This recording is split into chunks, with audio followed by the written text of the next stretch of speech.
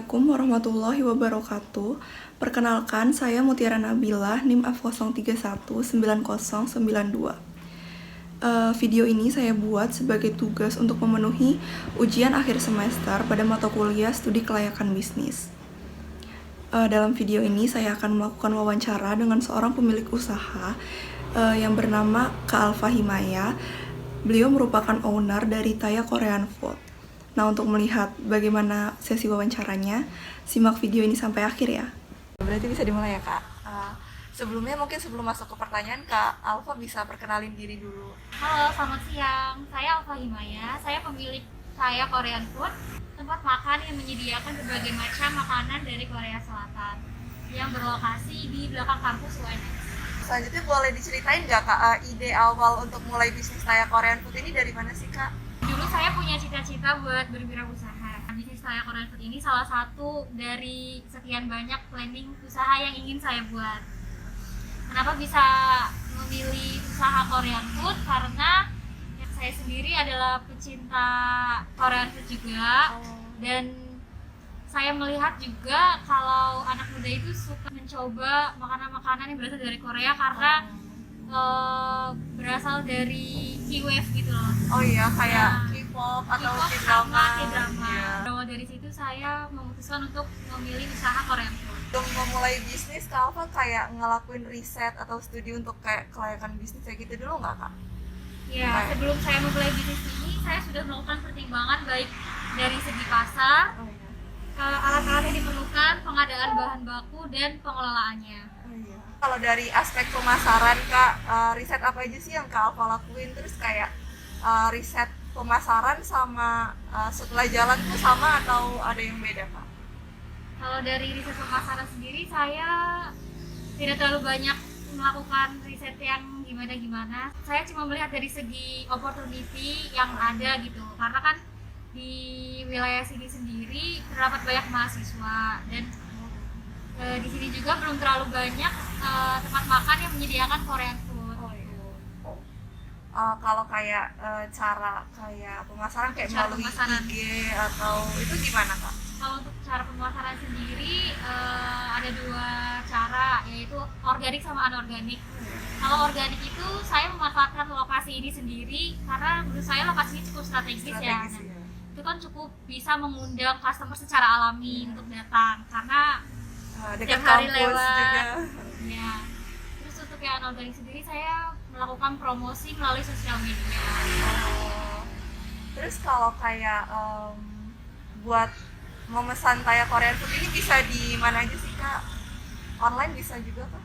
Kalau untuk pemesanan Taya Korean Food sangat mudah, bisa melalui online maupun offline. Kalau offline bisa datang langsung ke sini, kalau online bisa dipesan melalui GoFood, GrabFood, Shopee Food. Terus kalau untuk segmentasi pasar, target konsumennya Kak Alfa untuk Taya Korean Food ini siapa aja gitu, Kak? Untuk target konsumen itu sendiri tentunya anak muda dan mahasiswa karena lokasinya juga berada di belakang kampus. Oh ya.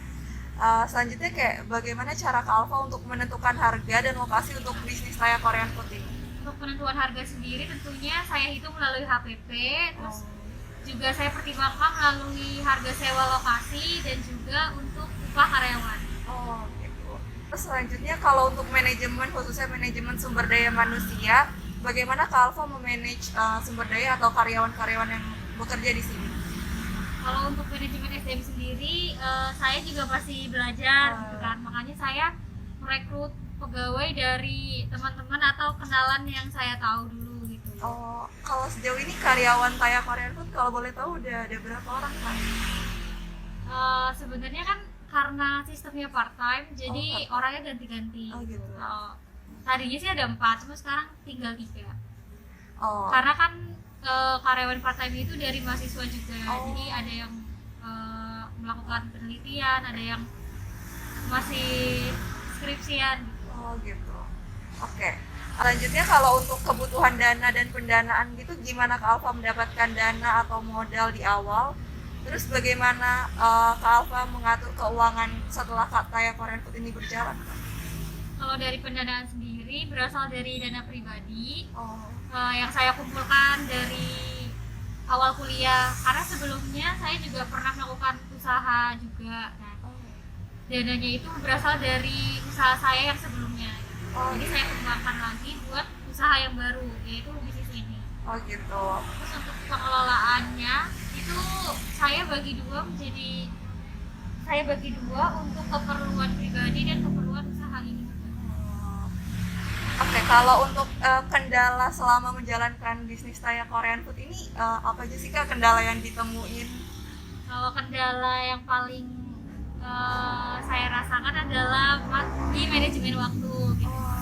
Saya sendiri masih struggle buat memanage waktu, terutama untuk pembagian ketika toko ini running sama sebelumnya kan harus persiapan juga. Terakhir Kak, nah apa sih yang pengen Kak Alfa sampaikan untuk mungkin calon-calon pelaku usaha yang juga kayak mau memulai usaha tapi belum jadi-jadi gitu Kak? Menurut saya rencanakan bisnisnya secara matang dan pertimbangkan banyak hal.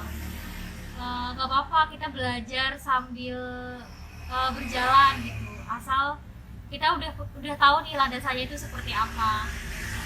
Jangan pernah takut buat memulai, yang penting kita jalani prosesnya karena nggak ada yang instan, dan jangan lupa minta restu dari orang tua.